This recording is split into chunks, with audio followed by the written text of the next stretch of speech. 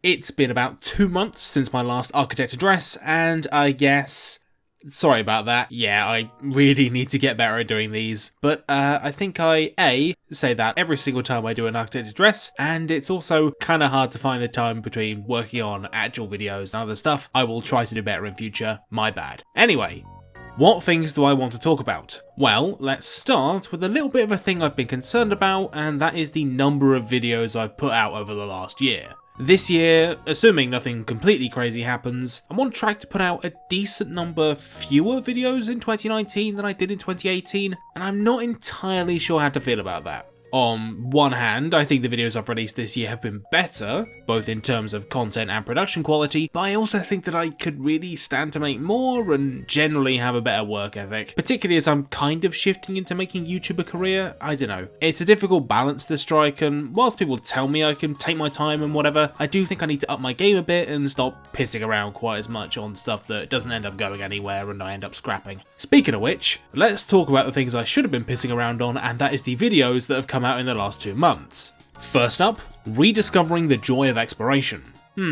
This was kind of an interesting one. Namely in the fact that it didn't turn out at all like I expected. I was originally going to make a video all about why Skyrim's exploration works so well, but I ended up making one about why it didn't work. What a world. In terms of my personal game design knowledge, this video was a pretty big learning moment. I've always considered making fun worlds to just be about having a space that's got a bunch of cool stuff in and then letting the player go nuts, but I actually couldn't have been more wrong. In a lot of ways, it's worlds that feel restrictive and intimate that are the best ones to explore, and working for those cool moments over a long period of time makes them so much better, like in the case of Hollow Knight's Blue Lake, which is a just fantastic piece of design. I love it so much, and I think the real takeaway is that focusing on interesting stories the player can discover is much more important than just like making a theme park.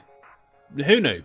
Next, we've got back to basics. I'm gonna be completely real with you here, that pun was the foundation of the entire video. I wanted to make something about stealth and it didn't really come together until I thought of that pun. I love it in spite of how obviously terrible it is. Long story short with this one is that I basically freaking love the Arkham games. Even Arkham Origins, which some people cleverly noticed didn't make it into the final video because it's a bit rubbish and looks identical to City because it's in the same engine.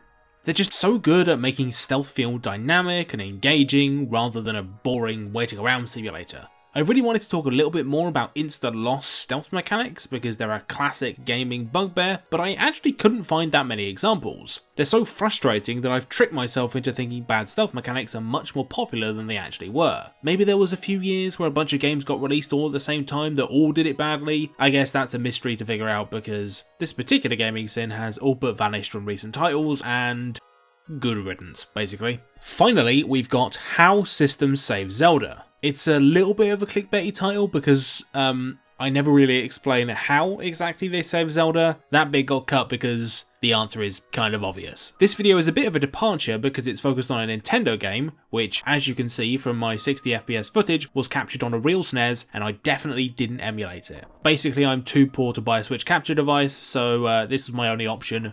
Sorry, Miyamoto. Systemic games are fascinating for a whole host of reasons, and I really could have done this whole video on Zelda or Noita or Spelunky, but it felt more natural to talk about the genre in broad strokes. I was actually kind of surprised to see just how few people have actually heard of systemic games before, and there's a very interesting topic in what really distinguishes a systemic game from a sandbox or an immersive sim, but that's a topic for another day. This video was kind of bad timing on my part because a lot of the best systemic games are, well, they're also stealth games, so I felt like I was repeating myself a bit with the Dishonored talk, but hopefully I managed to talk about kind of different things, and I felt that it was a good inclusion for explaining kind of the systems of systemic games. That's not very well phrased at all. Anyway, those were some videos I made, as well as my thoughts on them. I hope you enjoyed this rambling talk as per usual. I'll endeavour to get another one of these done by Christmas. Hopefully I'll have some other stuff to talk about then. Bye!